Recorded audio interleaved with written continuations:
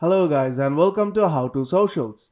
In this video I'm going to show you how to play the game Gravity Ball Challenge. So let's start.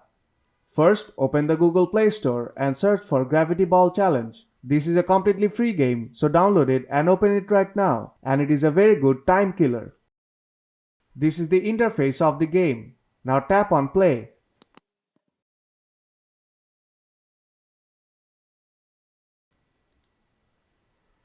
All you have to do is you have to collect diamonds, and to earn points you have to go through these narrow passages of the platforms. If you cross multiple platforms you will earn multiple points, and you have to avoid the green platforms to stay alive on the game. Whenever you fall on the green platform your game will be over. And that's how you can play Gravity Ball Challenge. So if this video helped you out, then don't forget to leave a like, and see you in the next tutorial.